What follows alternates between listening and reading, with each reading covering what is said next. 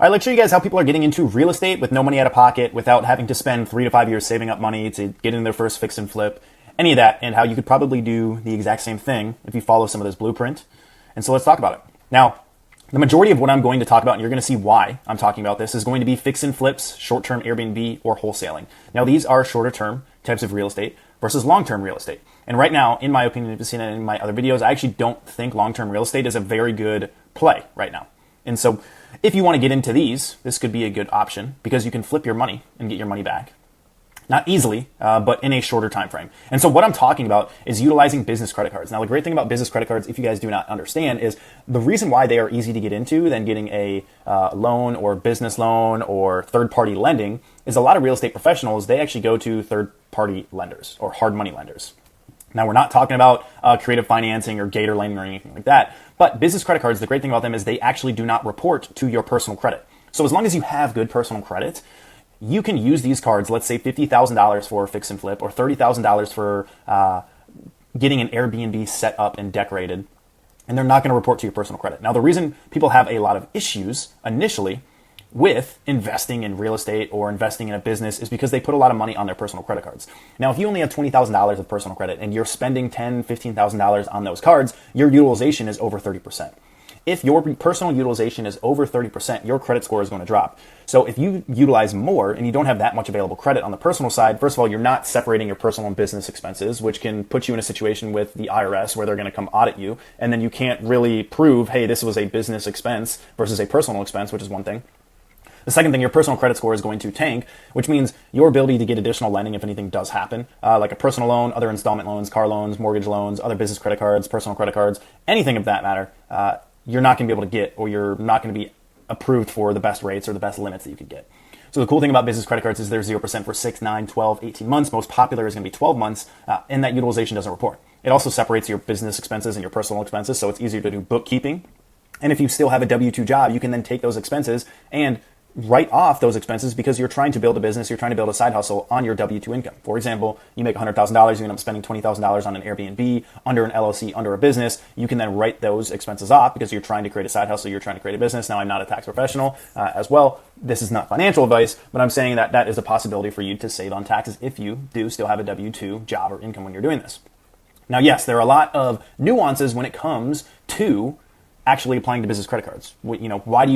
Why do you hire a realtor to find you a home or to sell your home, even though you understand what you like about the houses, the decorations, the type of home that you want, right? To save you time, and they understand the nuances, they can handle the negotiation. It's the same thing with someone like me, who actually walks you through the processes when there's a lot of nuances in the business credit cards, how you should actually apply to these cards, the types of data points, and the types of banks depending on the state you're in. So if you're looking for $50,000 to $150,000, then reach out to me in the link down below. We can see if we're a good fit together. Now, the second piece, when it comes to being able to access this capital, is still your personal credit. So your personal credit is still very important. Just because you open up an LLC for protection, because if you're going to, get an Airbnb or you're going to buy a home in real estate, and for that matter, you want to have protection so that if someone gets hurt on that property, they don't come after you and your personal assets, right? Your personal credit still matters a lot. If you have an 800 credit score, but you have a 3K Discover credit limit, that doesn't give you some all-knowing option just because you have an LLC that the bank is going to give you $25,000 at 0% on a business credit card, right? You haven't shown on the personal side that they should care to give you more money. Now, when it comes to requirements, you still have to have good personal credit. So let me find where I'm going to show you guys this right here. This is typically the requirements that you should have is a 720 plus credit score. So just because someone has an 800 credit score, someone with a 715 credit score, but they have a 25K credit card, they have a 15K credit card, they have 4 years of credit age, they're going to get more capital than someone that has an 800 credit score and they have a 3K Discover credit card. You don't want to have negatives, collections, delinquencies, late payments. These are things that are red flags to the bank if they're going to lend to you on the business side and the personal side.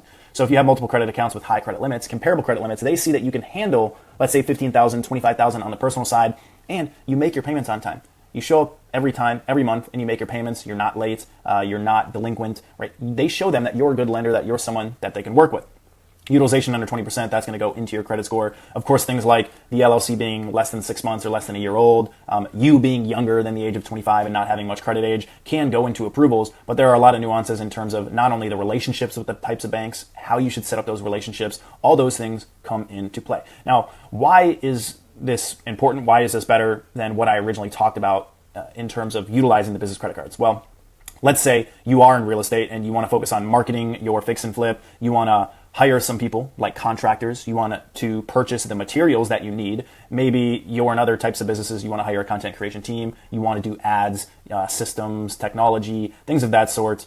Maybe you want to hire someone to show you how to do the fix and flip. You can do that on a business credit card, which then can be written off at the end of the year as education for your business. But really, instead of you saving 3 to 5 years to be able to get in your first fix and flip or first real estate transaction or Airbnb, you can then use the bank's capital because you have good personal credit.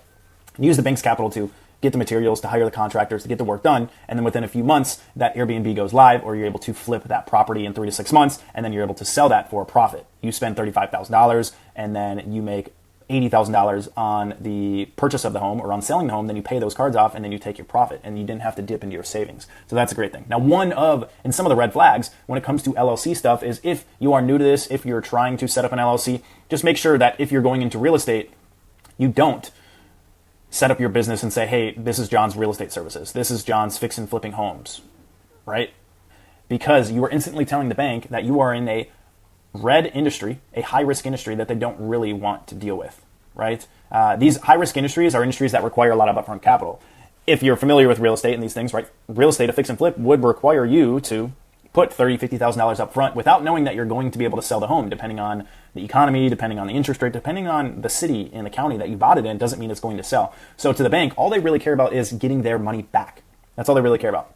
And so if you're in a high-risk industry and you're applying to credit cards or let's say business lines of credit if you have some statements and tax stuff, great. But you instantly just told them, hey, you're in an industry that we don't really want to work with unless you can prove that you're already making good money doing this specifically and your hit rate, we don't really want to give you that much money. So if you're opening an LLC, just make sure that it's very general because initially you could be consulting developers. You could be consulting or doing marketing for real estate agents. And that's considered much more of a service-based business that banks are much more willing to work with because if you charge $5,000 or a commission percentage, you're taking home profit more of that, where trucking and real estate are typically red flag industries that they don't necessarily want to give you that much money to.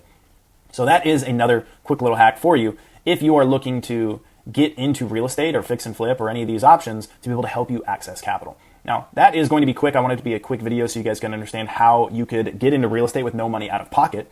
And the most important things with that are going to be your personal credit, low utilization, having high comparable credit limits. There are some other things that can be done to improve your credit score, like adding authorized users or trade lines as well, and working with someone like myself who understands this and does this for his clients, understands the nuances, what goes into the applications, the relationships that you should build, what state you're in, and what banks you could possibly go to. And if that is you, then reach out to me.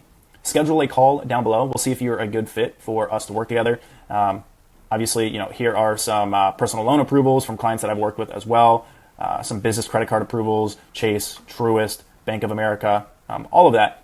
You can reach out to me in the link down below. If you got value from this video, if you have experience in real estate and doing this, no money out of pocket with business credit cards, comment down below. Give people some value that pop onto this. Hit like and subscribe because about 80-90% of you guys that check out these videos aren't subscribed. And I appreciate it if you guys subscribe, if you guys commented, and I will see you guys on the next video. Peace.